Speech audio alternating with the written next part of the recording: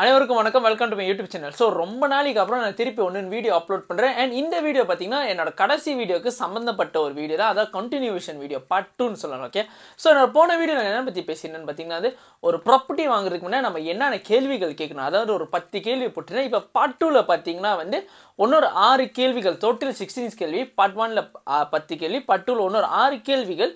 நம்ம ஒரு ப்ராப்பர்ட்டி வாங்குறதுக்குன்னா என்ன கேட்டு தெரிஞ்சுக்கணும், சொல்ல நம்ம யார்ட்டையும் ஸ்கேம் பண்ண ஏமாந்து போக மாட்டேன்னு ஒரு கான்செப்ட்ல தான் இந்த வீடியோ நான் கொண்டு வரேன். ஸோ என்னோட போன வீடியோவில் நான் வந்து எதில் முடிச்சிருப்பேன்னு பார்த்தீங்கன்னா வந்து HDA என்னன்னு முடிச்சிருப்பேன். ஸோ இந்த வீடியோவில் வந்து HDA, வாட் இஸ் HDA, அதோட கண்டினியூஷனில் தான் ஆரம்பிக்கிறேன். ஸோ நேராக நம்ம வீடியோக்குள்ளே போயிடும். So HDA, housing development act. HDA வந்து என்னன்னு பார்த்தீங்கன்னா, இந்த வீடு, flats, apartment, condominium, residential unit எல்லாமே பார்த்தீங்கன்னா சம்டைம்ஸ் வந்து கமர்ஷியல் ப்ராப்பர்ட்டிஸ் கூட இருக்கும். என்னென்னு பார்த்தீங்கன்னா, இட்ஸ் கவர் அண்டர் ஒரு ஆக்ட், அதாவது வந்து ஹவுசிங் டெவலப்மெண்ட் ஆக்ட். இந்த ஆக்ட் என்னன்னு பார்த்தீங்கன்னா வந்து உங்களுக்கு அந்த டெவலப்பர் சொல்கிறாங்க, ஓகே இந்த வீடு வந்து நீங்கள் சைன் பண்ணி 10 மாதத்தில் உங்களுக்கு வீடு கொடுத்துருவோம். இல்லைன்னு பார்த்தீங்கன்னா வந்து இந்த டைம் ஃப்ரேம் கொடுத்துருவோம். ஓகே 2024 டிசம்பரில் வந்து உங்களுக்கு இந்த ப்ராப்பர்ட்டி உங்கள் கையில் வந்து சேர்ந்துடும், சாவி உங்களுக்கு கொடுத்துருவாங்கன்னு சொல்லுவாங்க. பட் அப்படி வந்து சேரலைன்னா ஒன்று அவங்களுக்கு காம்பன்சேஷன் கொடுக்கணும், இல்லைனா வந்து நீங்கள் கோர்ட்டில் கேஸ் போடலாம். இதே உங்கள் ப்ராப்பர்ட்டி HDA கீழே இல்லைன்னா நீங்கள் கேஸும் போட முடியாது, காம்பன்சேஷன் அவங்க கொடுக்கலன்னா ஒன்றும் முடியாது. So this is called HDA. அது மட்டும் இல்லாமல் இப்போ உங்கள் ப்ராப்பர்ட்டியில் வந்து ஒரு ஓவராக டிஃபெக்ட் இருந்துச்சுன்னா அந்த டிஃபெக்டை கூட வந்து நீங்கள் ஒரு கேஸ் போட்டு என்ன சொல்லுவாங்க, டெவலப்பர்ட்டு வந்து நீங்கள் இது பண்ணலாம், ரிப்போர்ட் பண்ணால் அப்படி அவங்க அந்த டிஃபெக்டை செஞ்சு கொடுக்குறா நீங்கள் கேஸ் பண்ணலாம். இதே உங்கள் ப்ராப்பர்ட்டி வந்து HDA கீழே, ஹவுசிங் டெவலப்மெண்ட் ஆக்ட் கீழே இல்லைன்னா வந்து உங்களுக்கு வந்து இது ஒரு பெரிய சிக்கலாகும். ஸோ இதுதான் HDA. வாட் இஸ் HDA பார்த்தீங்கன்னா இதுதான் HDA. ஓகே, ஸோ இன்னொரு 6 கேள்விகள் இருக்குன்னு சொன்னால அந்த 6 கேள்விகள் என்ன வந்து நம்ம ஒரு ஷார்ட்டான வீடியோ ஒரு சீக்கிரமாக கிளான்ஸில் பார்த்துருவோம். ஏன்னா ஒரு சிம்பிளான கேள்விகள், பட் ரொம்ப ரொம்ப ஒரு முக்கியமான கேள்விகள், நீங்கள் ப்ராப்பர்ட்டி வாங்குறதுக்குன்னு கேட்க வேண்டிய கேள்விகள். முதல் கேள்வி என்னன்னு பார்த்தீங்கன்னா வந்து மெயின்டெனன்ஸ் ஃபீ எவ்வளோ. நீங்கள் கேட்கலாம், நான் வீடு வாங்க போகிறேன், மெயின்டெனன்ஸ் ஃபீனா என்ன இருக்கும், பைப்பு போச்சுன்னா செய்யறது, லைட்டு எரிஞ்சிருச்சுன்னா லைட்டு மாற்றணும், கதவு உடஞ்சிச்சுன்னா கதவு மாற்றணும், லாக்கு போச்சுன்னா லாக் மாற்றணும், அவ்வளோதானே. பட் நீங்கள் பார்த்தீங்கன்னா இப்போ உள்ள ஒரு மோஸ்ட் ஆஃப் த ப்ராப்பர்ட்டி பார்த்தீங்கன்னா கார்டட் ப்ராப்பர்ட்டியாக வருது.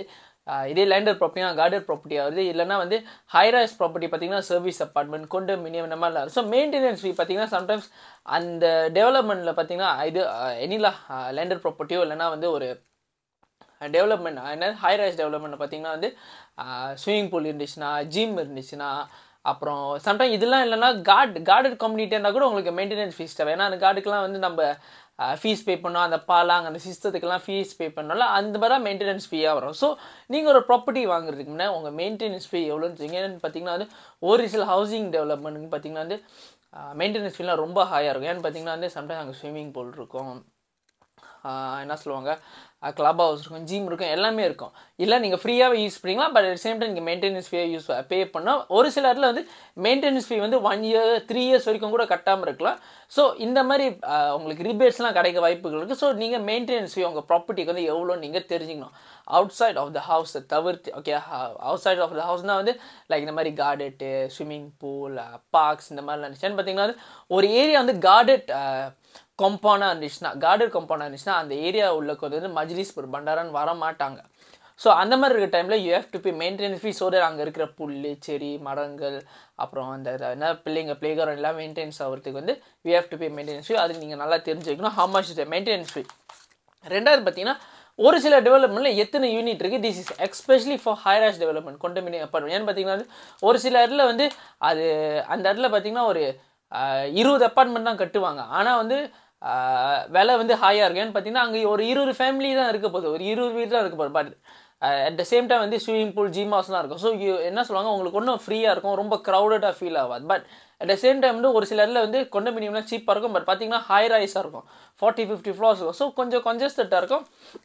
இது வந்து நம்மளோட என்ன சொல்லுவாங்க, நம்மளோட விரலுக்கு ஏற்ற வீக்கம், நம்ம எவ்வளோ சம்பாதிக்கிறோமோ அவ்வளோ விளையாண்டு வீடு தான் வாங்க முடியும். பட் நம்ம லக் இருந்துச்சுன்னா சம்டைம்ஸ் வந்து லோ டென்சிட்டி ப்ராப்பர்ட்டி கூட வந்து நம்மளுக்கு ஏற்ற மாதிரி இருக்கும், நம்மளுக்கு கட்ட முடிகிற ரீச்சபிலிட்டியில் இருக்கிற ஒரு விலையில் இருக்கும். ஸோ அதனால் வந்து நம்ம கேட்டுக்கணும் அந்த இடத்தோட டென்சிட்டி எவ்வளோன்னு. ஓகேயா, ரெண்டாவது பார்த்தீங்கன்னா வந்து மூணாவது பார்த்தீங்கன்னா ஃபெசிலிட்டி. சொன்ன மாதிரி ஃபெசிலிட்டி என்னன்னு இருக்குது தெரிஞ்சுக்கிட்டிங்கன்னா வந்து நம்மளுக்கு கொஞ்சம் சின்னங்க இருக்கும். மேபி மெயின்டெனன்ஸ் ஃபீ கட்டுவோம், பட் ஜிம்லாம் ஃப்ரீயாக இருக்கும். மேபி நம்ம வீட்டில் வந்து 5 பேர் ஜிம்முக்கு போவோம், பட் 5 பேர் ஜிம்முக்கு கட்டுற காசு வந்து நம்ம வந்து மெயின்டெனன்ஸ் ஃபீல கட்டினோம்னா ஜிம் வச்சுக்கலாம், ஸ்விமிங் பிரச்சனை எல்லாமே பிரச்சனை. ஸோ ஃபெசிலிட்டிஸ் வந்து டெஃபினெட்லி நம்ம கேட்கணும் அந்த இடத்துல என்ன ஃபெசிலிட்டிஸ் ப்ரொவைட் பண்ணால். அப்படி ஃபெசிலிட்டிஸ் ப்ரொவைட் பண்ணால் யூ கேன் கொஷன் ஏன் வீடு வேலை இவ்வளோ கூடையாக இருக்குன்னு.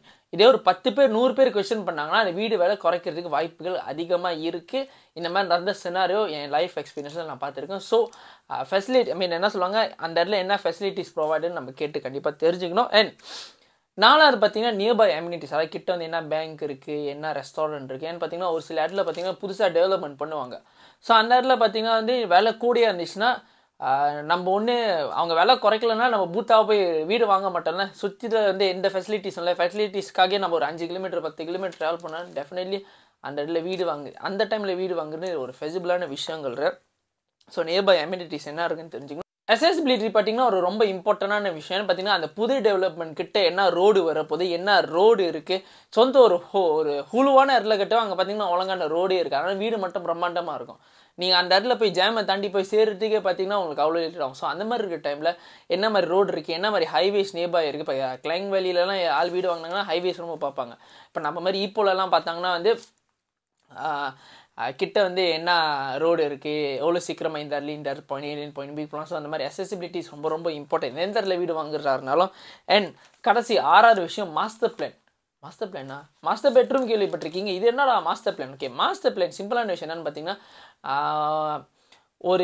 ஒரு ஹோல் ஏரியா சொந்த ஒரு 1000 ஏக்கர்ஸ் வந்து அந்த டெவலப்பர் வாங்கிடுவாங்க. வாங்கிட்டு கொஞ்சம் கொஞ்சமாக டெவலப் பண்ணுவாங்க. மொதல் ஃபேஸ் 1 வந்து ஒரு 100 ஏக்கர்ஸ், ஃபேஸ் 2 வந்து ஒரு 200 ஏக்கர்ஸ், ஃபேஸ் 3 வந்து ஒரு திருப்பி ஒரு 450 ஏக்கர்ஸ், அந்த மாதிரி கொஞ்சம் கொஞ்சம் டெவலப் பண்ணுவாங்க. இது பேர் தான் மாஸ்டர் பிளான் சொல்லுவாங்க. ஓகே, இந்த மாஸ்டர் பிளான் ட்ரெண்ட் வந்து இப்போ நிறைய இடத்துல வந்துக்கிட்டு இருக்கு. ஈப்போலையும் சரி, கேரளையும் சரி, மற்ற மாதிரில இருந்து மாஸ்டர் பிளான் வந்துக்கிட்டு இருக்கு. ஏன் மாஸ்டர் பிளான் பற்றி நீங்கள் தெரிஞ்சுக்கணும்னு பார்த்தீங்கன்னா வந்து யூஸ்வலாக இந்த மாஸ்டர் பிளான் பில்ட் பண்ணுற இடம் பார்த்தீங்கன்னா வந்து கொஞ்சம் தூரமாக இருக்கும். அதாவது நியர்பை அம்யூனிட்டிஸ் வந்து கொஞ்சம் குறவாக இருக்கும். பட் அந்த மாஸ்டர் பிளான்ல வந்து ஒரு 10 ஃபாஸாக இருந்துச்சுன்னா எல்லா வீடும் ஒரே டிசைன்னா, ஃபாசா சத்தும் ஒரே டிசைன் தான், ஃபாசா சுப்புலும் ஒரே டிசைன் தான். ஆனால் ஃபாசா சத்துல உள்ள வீடு வந்து சீப்பாக இருக்கும், ஃபாசா சுப்புல உள்ள வீடு வந்து விலை கூடியாக இருக்கும். ஏன்னு பார்த்தீங்கன்னா வந்து ஃபாசா சத்து வந்து கட்டுறப்ப வந்து சுற்றி எந்த அம்யூனிட்டிஸ் இருக்கு, அதனால கொஞ்சம் ஹூலுவாக இருக்கும். பட் ஃபாசா செப்புல கட்டி முடிக்கிற டைமில் பார்த்தீங்கன்னா வந்து அந்த இடம் வந்து வெல் டெவலப் ஆயிரும். அப்போ டெஃபினெட்லி வந்து டெவலப்பர்ஸ் விலை கூடியாக இருப்பாங்க. ஸோ இந்த மாதிரி மாஸ்டர் பிளானா அப்படி அந்த டெவலப்மெண்ட் வந்து ஒரு மாஸ்டர் பிளானா நம்ம தெரிஞ்சு வச்சுக்கணும். ஸோ தட் நம்ம ஃபாசா சத்துலேயே வீடு வாங்கி வச்சுக்கிட்டோம்னா நம்மளுக்கு வந்து ஒரு அட்வான்டேஜாக போய் சேரும். ஸோ சம்டைம் மாஸ்டர் பிளான் பார்த்தீங்கன்னா கட்டி முடிக்கிற பார்த்தீங்கன்னா அந்த ஹோல் ஏரியா க்ரௌடட் ஆயிரும். ஸோ அந்த மாதிரி இருக்கிற பட்சத்தில் சில பேர் வந்து ஓன் ப்ரிஃபர் க்ரௌடடான ஏரியாவில் இருக்குது. ஸோ இந்த மாதிரி விஷயங்கள்லாம் நம்ம தெரிஞ்சு வச்சுக்கணும். ஸோ நம்ம வந்து ஒரு சீலாப்பான இடத்துல இருந்தால் ப்ராப்பர்ட்டி வாங்கிட்டு ஐயோ என்னடா எங்கள் ப்ராப்பர்ட்டி வாங்கிட்டோன்னு வேதனை பட்டுக்கிட்டு இருக்கிறதோட. ஸோ இதுதான் 16 விஷயங்கள் the question we should ask before buying a property. யார் பார்ட் 1 வீடியோ பார்க்கலையோ பார்ட் 1 வீடியோ போய் பார்த்துட்டு பார்ட் 2 வீடியோ பாருங்கள். இல்லைன்னா ஐதே வீடியோ பார்த்தா கூட ஓகே தான். அடுத்து நான் என்ன வீடியோ பேசுன்னு கீழே காமெண்ட் செக்ஷனில் போடுங்க. ஸோ தட் நான் ஒரு இன்ட்ரெஸ்டிங்கான வீடியோ உங்களுக்கு கன்வே பண்ணலாம். அண்ட் உங்கள் ஃப்ரெண்டு யாராவது நம்ம ப்ராப்பர்ட்டி இல்லைன்னா வீடு வாங்க போகிற சுச்சுவேஷனில் இருந்தாங்கன்னா அவங்களுக்கு இதை ஷேர் பண்ணுங்கள். அண்ட் இந்த ப்ராப்பர்ட்டி இன்ட்ரெஸ்டடாக இருக்கிறவங்கள வந்து இந்த கொஸ்டின் இந்த வீடியோலாம் போய் ஷேர் பண்ணுங்கள். அண்ட் இந்த கொஸ்டின் அவங்களுக்கு கேட்க சொல்லுங்கள். இப்போதைக்கு அவ்வளோதான். நன்றி, வணக்கம்.